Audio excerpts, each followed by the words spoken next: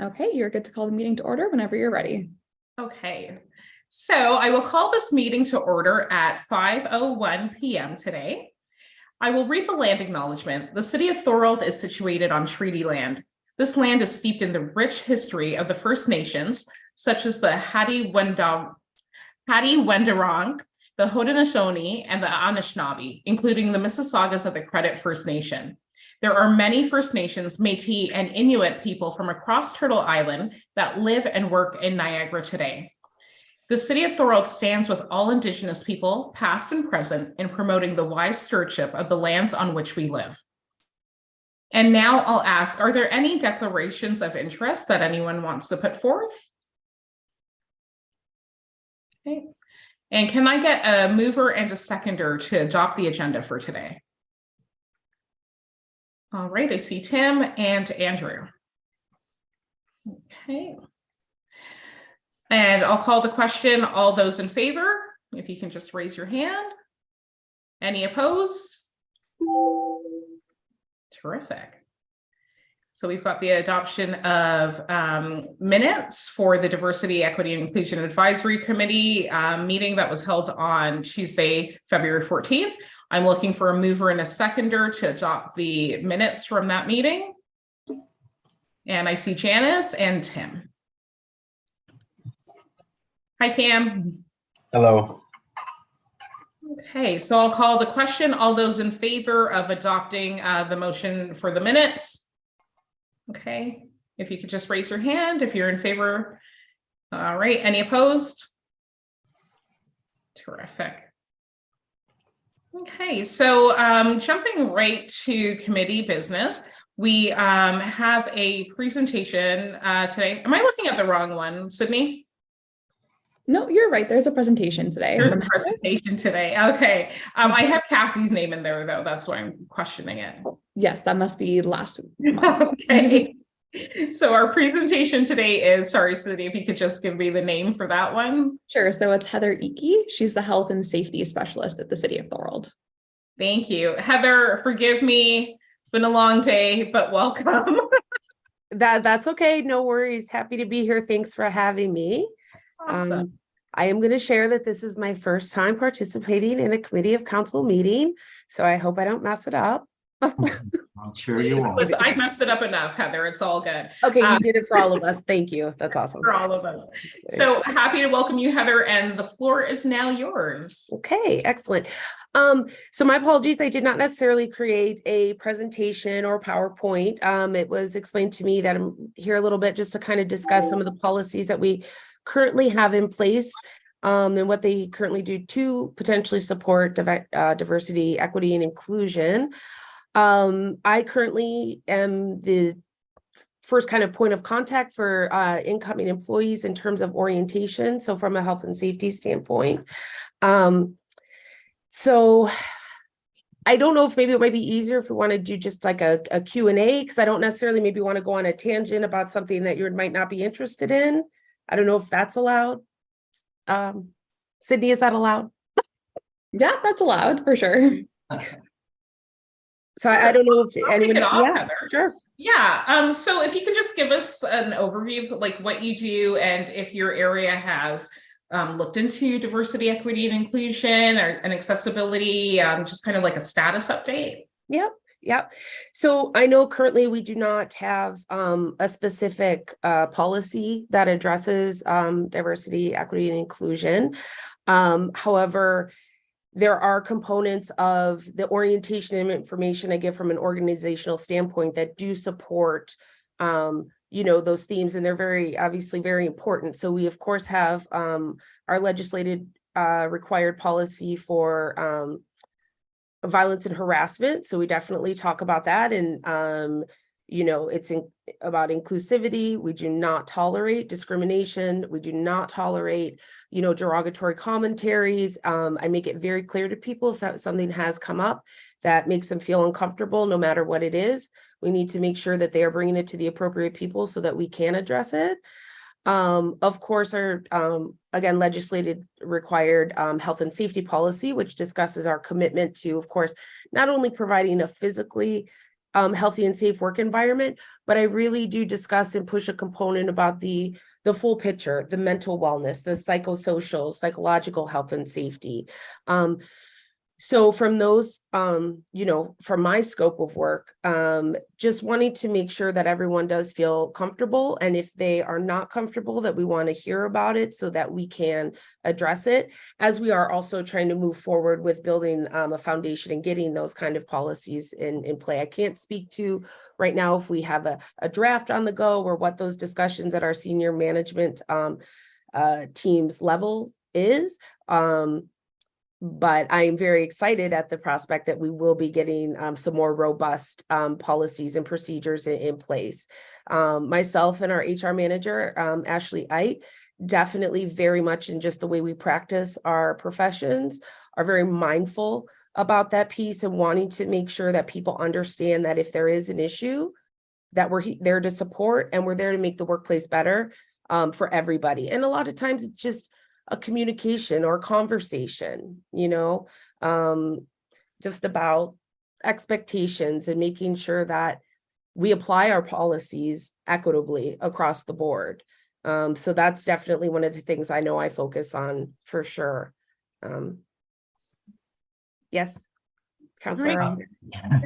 So this question, Heather, thank you very much for that. That was very informative. This is for Sydney, actually. So Sydney is, because there's no specific policy for diversity, equity, and inclusion, is this something part of our mandate that we should help formulate or working with the city on?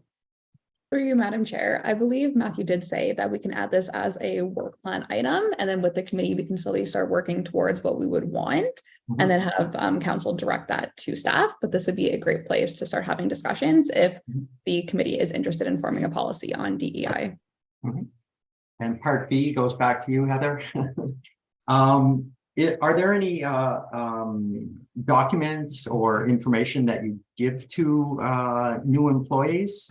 So I understand that it's made clear that tolerance and bullying is definitely not accepted, but is there something in writing that actually all new employees get, and then they can see, oh yes, perfect. Yes, absolutely. Everyone receives at their orientation with me, they receive a hard copy of our workplace violence and harassment policy. It's about a 10-pager, so it's pretty hefty. So it is, sometimes they say, you know, if you would like to enjoy some light reading, but they have all the information, all the steps. We outline exactly, you know, if a complaint were to come forward, we try to encourage what we call a first stage resolution. So hopefully, you know, just having an open discussion and getting the parties together and et cetera. And then, you know, if that is not feasible or something was so egregious that it needed to go directly to our second stage, which is a formal complaint procedure, you know, we have a chart outlining how we handle that, which parties are responsible to conduct an investigation, if there is a requirement for an external investigator. So absolutely, everyone receives a copy of that. They also are advised where they can find it on our drives. Annually, also, I do provide a health and safety talk. Every month I provide a health and safety talk, and every year I make sure I include a psychological health and safety piece about it. And we talk, and within there, I just highlight things about respect and integrity. And, you know, just because maybe you're not really close with someone or you guys might not jive, we're still here to get work together, and we're going to need to be professional and figure out how to get the work done. Because at the end of the day, of course, you know, we're here for the community, and that's our number one priority. And so we need to figure out how we can work best together. So the short answer is yes, absolutely, Councilor O'Hare. They do receive hard copies. That's great. No, it was all good. Don't worry. Okay. And lastly, can you send a copy of that to Renee, and she can share it with the committee? Absolutely, for sure. Important that we see it. Of course, absolutely. And that policy also under the Occupational Health and Safety Act is required to be reviewed annually. So we are always taking a look at it. Again, currently it meets all the minimum standards of legislation. And so that annual review also is just to make sure, has anything new come up? You know, as I'm sure everyone's aware, legislation changes. So just making sure we're up to spec on that. So. Great. Wonderful. Thank you so much. You're welcome. Thank you. Any other questions? I have another one. Yeah, sure. Yeah. Thanks, Heather. So in terms of, I guess, focus for the city of Thorold, are you looking, I guess, internally first at bringing staff up to speed on DIAC, or are you looking externally, or is it a combination of both? So for me, because my scope and focus is internally and our employees, so that's where I would like to focus on initially, if I have any say about it. Sydney, hint, hint. I'm just kidding.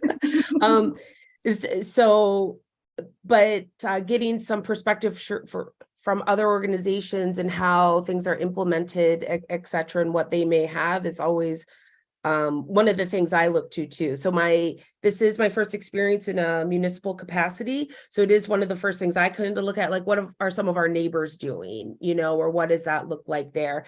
And then we just kind of, definitely tailor it to our specific organization. So I think from my perspective, we'd be definitely looking internally and potentially going to that next level to the external kind of inputs. Awesome. And Andrew, is there anything you personally want to change? Just because I want to have an idea what you want different. What I want different? Well, in an That's ideal nice. world. Yeah, no, fair enough. So I don't know if you can see my shirt says "Be kind." So this is, I use myself sometimes as a billboard for my slogans and stuff.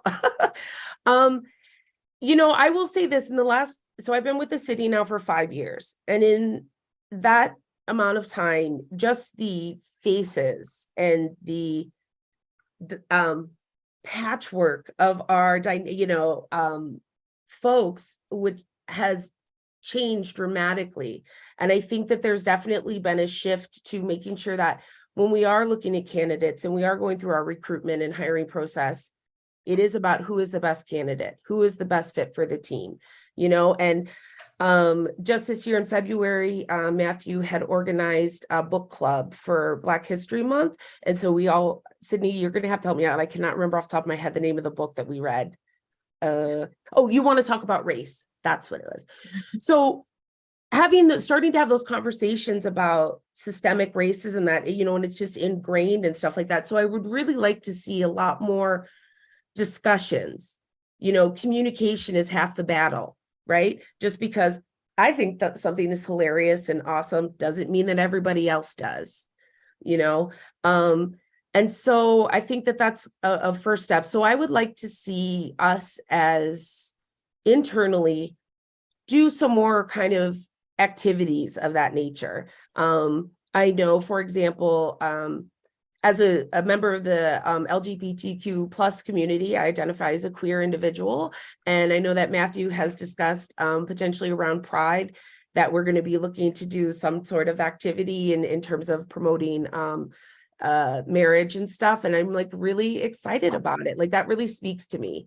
And I want to also help, just because I'm a member of that community doesn't mean that members of other communities are not as important. I just think it's, it's one step at a time. And that's kind of where I am about it. It's day in and day out, people consistently being respectful to one another and ensuring that people have the supports that they need, whether that is an accessibility standpoint. I know we went through and at the public washrooms at City Hall went from male and female to all gender, and there was definitely some discussions on the back end from staff like, well, why does it have to be that way? It hasn't been that way. Well, it's 2023 and the world is changing and this is how we're going to do it. So I think people fear what they don't understand, right? Sorry, Andrew. Well, just a small thing I've noticed. I recently went to the newer Wendy's with my dad because he wanted to go there earlier this week that was in Fawn Hill. And instead of having men and women's bathroom, they have two individual, all genders or family, I think they called it, bathrooms. Yeah. And I noticed at a number of places, the Pen now has, if you go to where the food court is, there's the men and women like there always were. There is a handicap one, a family one, an all gender one, a family one, and a change one for smaller ones. They're individual. Mm-hmm. Just thought I would mention that. Yeah, it's great. I mean, we're seeing those changes locally in our community very much so. I am originally from the States. I spent a lot of time in Columbus, Ohio, and Cleveland, Ohio. Columbus, Ohio has a very large, diverse population.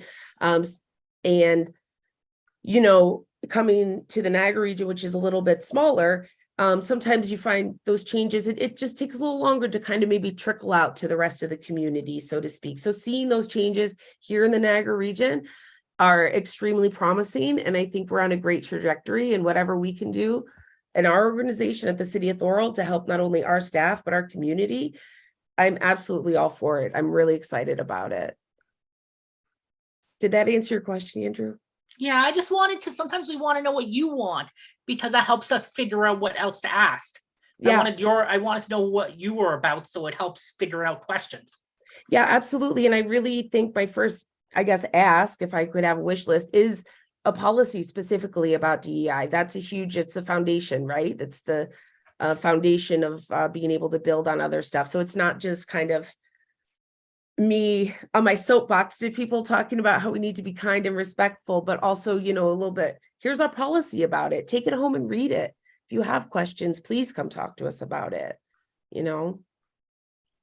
So. That's awesome, Heather. Any other questions for Heather? And thank you for saying that. I think, you know, we are looking for how we can add value. I see Natalie's hand up. So Natalie, over to you.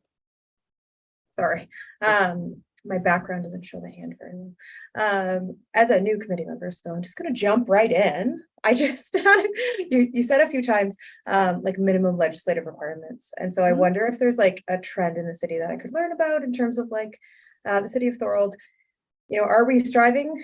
Like, is the goal the minimum legislative standards, or is the goal higher than that around accessibility and equity? So for me, I guess one of the best examples, and I can send this policy over as well, it is our just our straight up health and safety policy. So outlines what our commitment is, right? How we're going to fulfill our commitment. I also include there what's called an internal responsibility system. And while that is applied, of course, specifically in the health and safety realm, there's basically 3 levels of kind of compliance. So we look at the minimum legislative compliance. And then we want to get to the next level, which is like internally self-checked compliance. I apologize, I can't remember the verbiage off the top of my head. The 3rd level, which I'm constantly striving to, really is kind of like an ethical compliance. We can always do better. Just because it's the minimum standard doesn't mean that we cannot go above and beyond. And I'm always striving to go above and beyond. The minimum, that's great. Who doesn't, making minimum wage is great, but who doesn't want to make more than minimum wage?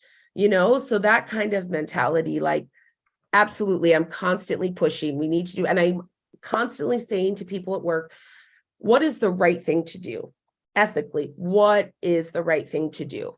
You know, well, the law says, yeah, okay, we meet the law, and that's great. That means we're not going to get fined. No one's going to go to jail. But are people comfortable when they come here? Do they feel supported? Do they feel safe? And if any of those answers are no, we are not doing our job. So I am a huge proponent of definitely continuous improvement. And I am always looking at things on how we can do better. So I don't just settle for the minimum. So. And this is actually for both Sydney and Heather, is that I know of some places the problem is communication. Hopefully the communication between the different departments, hopefully they're okay at the city, because I'm worried, because I know some places the big issue is one person thinks one person, and they sort of like don't caught, people don't. Yeah, no, absolutely. Sydney, do you mind that I go first with my answer? Okay, so I'm based out of City Hall, but as most of us know, not all of our employees work at City Hall. So last year I started spending time with our public works department. I'm insured to make sure to go out to our fire department. 1 day a week I am with our public works staff to really kind of I try the best that I can to make sure to close that gap, right, between those between departments as much as I can.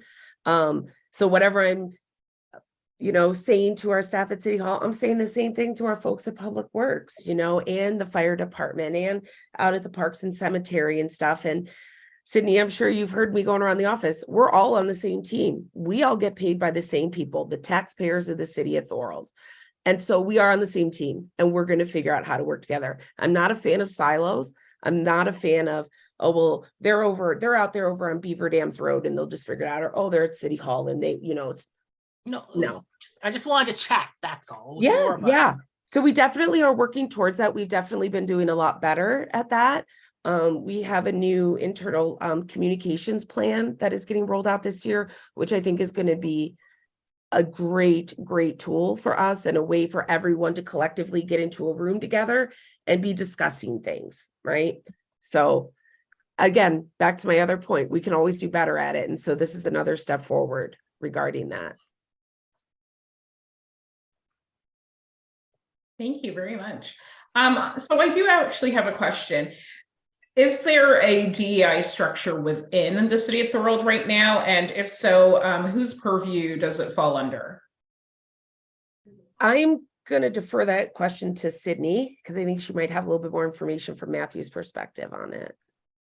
Through you, Madam Chair, I believe Matthew is the person at the city of Thorold for that. I know he attends, I think it's either monthly or bi-monthly meetings with all the other local area municipalities, their diversity, equity, and inclusion representative, and they discuss it. But I believe right now he is the main point of contact with the city of Thorold for DEI initiatives. Thank you. And over to Tim. You're on mute. You're on mute. Gosh, Zoom drives me nuts. Okay. Through you, Madam Chair. Heather, I'm just wondering, I get invited to a lot of flag raisings. Are the employees at City Hall granted a brief leave? So for Black History Month or for Pride Month, when the flag is raised, are they granted leave from their desk? They are? Okay. Yes. Excellent. Yeah. I wasn't sure. Yeah. So that is one improvement, communication improvement we definitely have made this year. So I remember it was last year, and I think it might have been the Pride. I'll be honest, I can't remember off the top of my head. It was either for World AIDS Day or for the Pride flag raising. And there was an oversight that an email didn't go out. And so I just went and asked, and I said, as an individual, that community, I would have loved to have known about it because I would have loved to attend and support.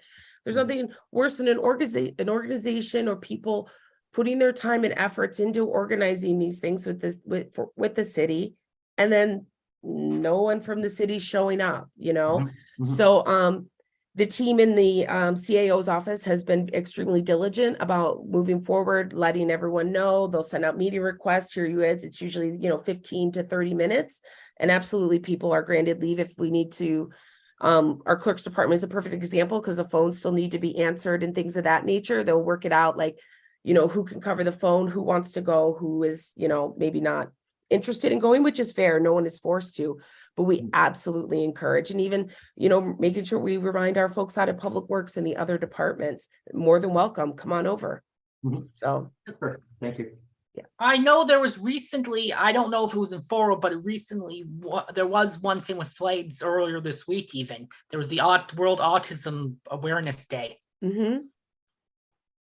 Yeah, and the admin team in the CAO's office did a great job of getting that organized and getting people the shirts, and our communications specialist did a really good job, on social media and stuff. And so I'll be honest, the last few events and things like that, I've really seen a big uptake and interest on the staff's behalf, which is very promising. It's been very nice to see. Thank you. I have another question, of course. Yeah. So actually, this is for Sydney and Heather. Is there a budget allocated to DEI initiatives for the city? And feel free to defer if we have to circle back and get that. Through you, Madam Chair, I will have to talk to Matthew about that, and I will get back to you. Thank you very much. Any other questions from the team?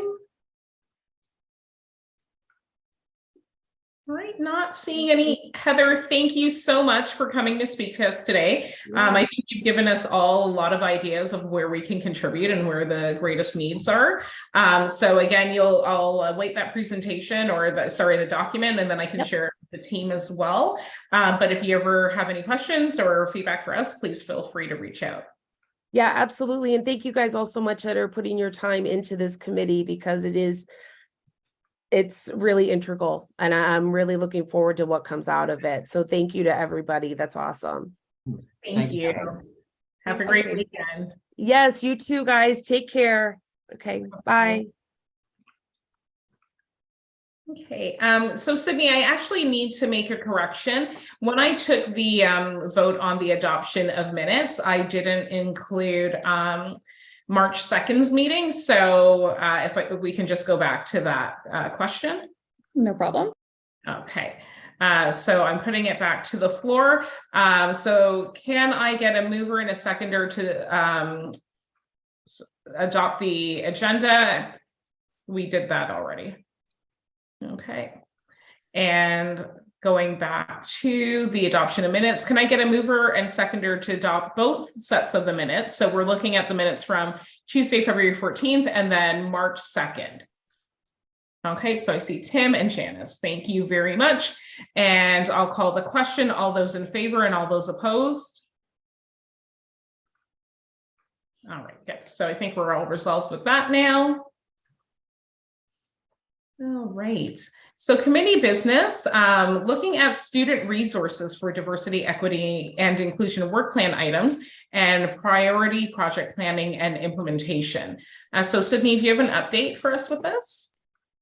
Sure. So through you, Madam Chair, unfortunately, Matthew wasn't able to make it today, but he did write a short memo on this, which was in the agenda.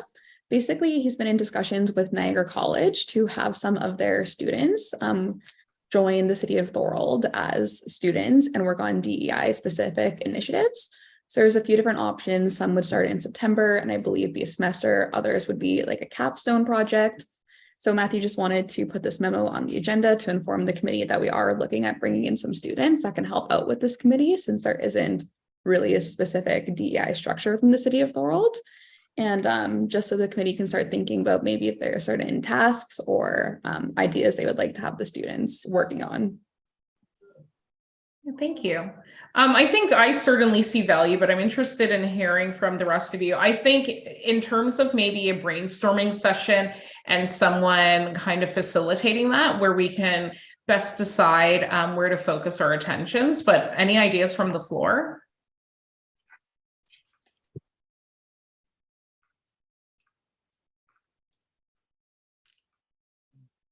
Tim? Yeah, through you, Madam Chair. Are you referring strictly to the Niagara student adoption, the memorandum that Matthew sent out, or just in general? I think for the assistance from the student, where they can really help us administratively, at least. Mm-hmm. I think it's a great initiative. I hope it works out and we get someone to participate. I guess it's up to the school, up to the students, and I'd be definitely open to having them jump on board with this. Awesome. Anyone else? Yep, Janice? I was just wondering if Matthew had any ideas of how this would look, like how the students might take part, or would this be a process that we would decide upon? I just wasn't sure if he's already been in talks with the organizers at Niagara College to decide how this might look. Through you, Madam Chair. I know he has been in discussion with Niagara College, figuring out the structure and how it would work and the time frame and everything like that. I don't believe any specific projects have been decided on for what the students would be working on, because he wanted to discuss that with the committee. Unfortunately, I don't know much more about it. So you can always speak to it again next month when he's at the committee meeting. Great, thank you very much. Okay, any other questions or comments related to the student proposal? Okay, not seeing any. All right, so any discussions? I know there have been some ideas percolating about the working group formation and where we can best add value. Any thoughts related to that?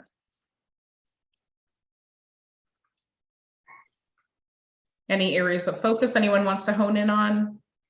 Tim? Through you, Madam Chair. So definitely this new, yes, it would be a new policy where we don't have anything on city records right now for diversity, inclusion, et cetera. So I really think that's important. I'd like to be a part of that one for sure. So that could perhaps be a working group in itself. That one really piqued my interest as well, Tim. And, you know, particularly, I think my opinion is it starts with the employees. So helping develop policies for employees, and then, you know, it can roll out to community. Thoughts from the group of where you'd want to focus in on in terms of a working group?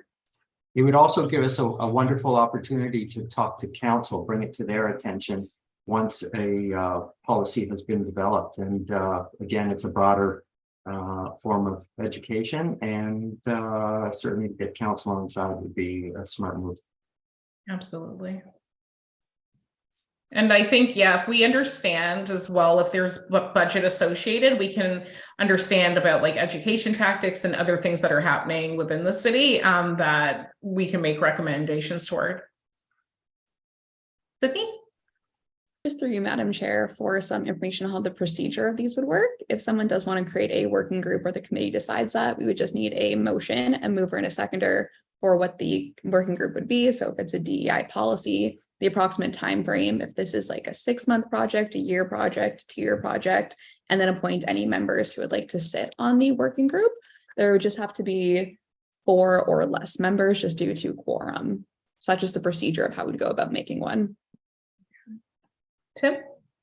Yeah, through you, Madam Chair, to Sydney. Sydney, can you just educate me on my role as a councillor? Am I able to make motions as well, or is that out of place? Yes, you are able to make motions, vote on everything, join working groups, everything a normal committee member would do. Okay, well then I'd like to make the motion to form a working group to help create a policy for the city. Okay, can I get a seconder for Tim's motion? Natalie? All right, and all in favor? Any opposed? Okay, the motion carries. Sydney? Sorry, can we just have an approximate time frame you're looking for the working group? Oh, you're on mute, Tim. Oh boy, putting me on the spot. Well, seeing as it's going to be a whole new experience, how about, is a 6-month period going to be too long? No, thank you, Renee. I don't, having done this work before, no. Okay, good. Is it too short? Do we need a little bit more time? Do we broaden it and say 6 months to 12 months, and that's our goal? Or I see Saba. Go ahead. You may have some background on this. See your hand up. You're on mute if you're speaking. There you go. Hi everyone. Sorry I'm not putting my camera on. I'm kind of stuck multitasking between lots of things today.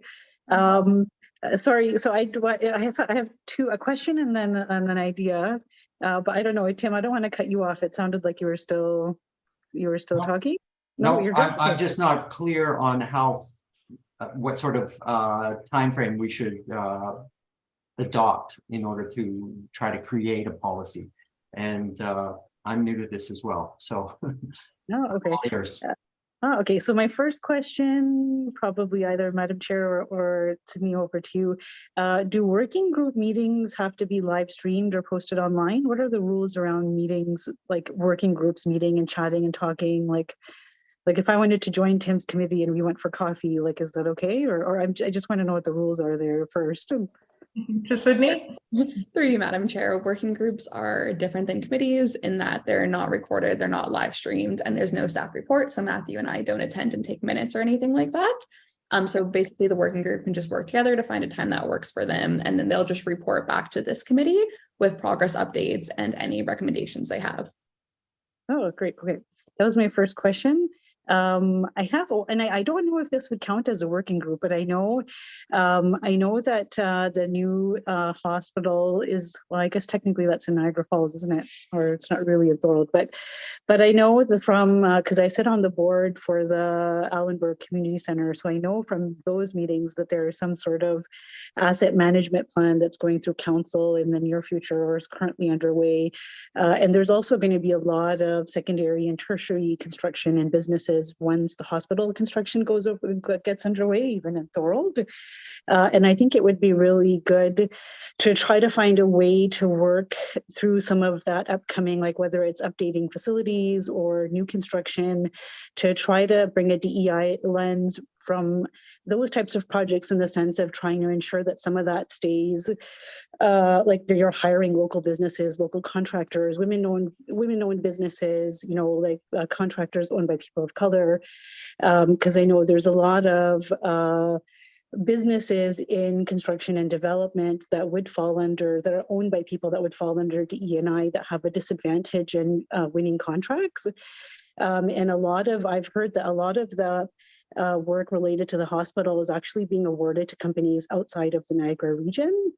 And so for me, I would love to see more of whatever comes out of the asset management, and that's something Tim might know more about, whatever ends up coming out of that in terms of projects and upgrading facilities to go towards locally owned businesses. I don't know if that counts, but to me, in my mind, those two things connect. I don't know how everyone else feels. Go ahead, Tim. All right, thank you, through you, Madam Chair. So I know that the hospitals are under the direction of Niagara Region, so not a specific Thorold item that we have any direct input. So as far as all we could do is speak to our regional councillor, for example, but the city itself can't adopt a policy that influences Niagara Region. So that's where we are with that one, but certainly within the city and within City Works, we can make sure that all contracts are shared, just simply shared without any limitations. And I think that would be a strong goal. I think so.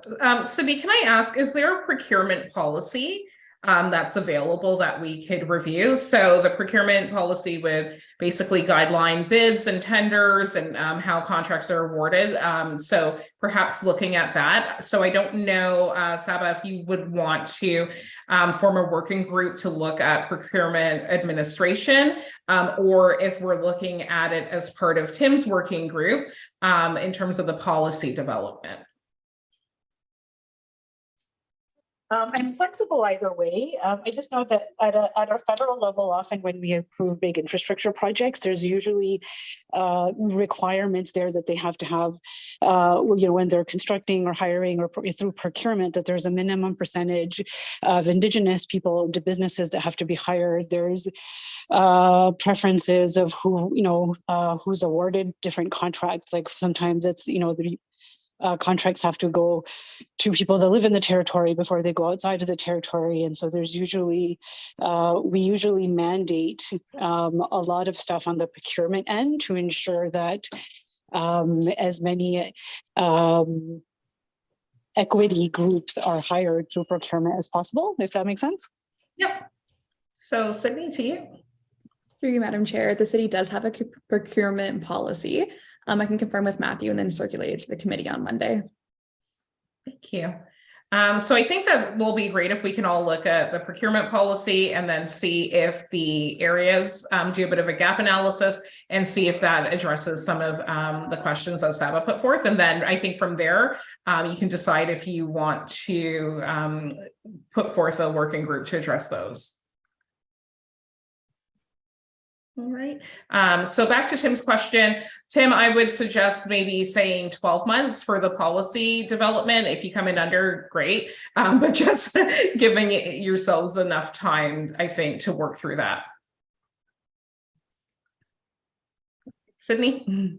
Through you, Madam Chair, are we able to see who's interested in joining this working group and then appointing members to the working group? Great. So anyone interested, if you just want to raise your hand, and this is for the policy development working group. Okay, so we've got Natalie, we've got Cam, we've got Janice, and of course, Tim. And it has to be just 4, no more than 4, correct? Okay, we've got our 4. Sydney? Sorry, can you just get a mover and a seconder and then call a vote on appointing those people? Sure. So if we can get a mover and seconder for this. Okay, Tim and Cam, and all in favor? Any opposed? No. Great, great. So we've got our first working group. That's amazing. Okay, so we'll do a bit of a roundtable now. Is there anything else anybody wanted to discuss as part of this meeting? Cam, go ahead.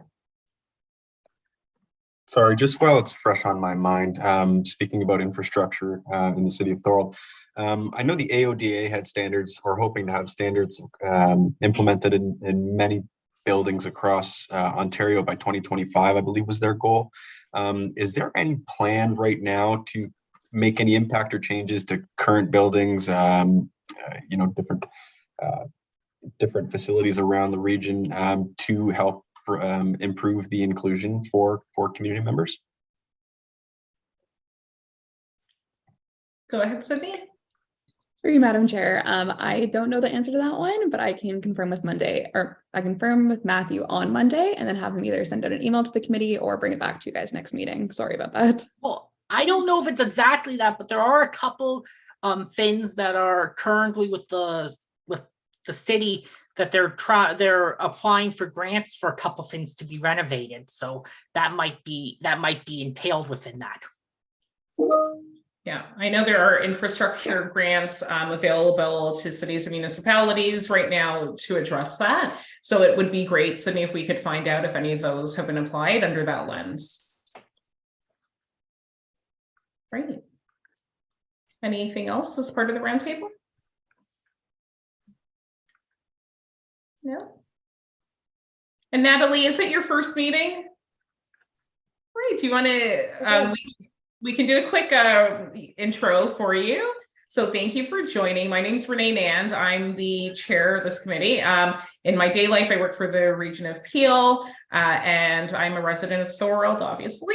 But I've been here for 2 years, and it's just, I see it growing, and I just wanted a way to contribute to my new home. So that's me. I'll hand it over to Cam.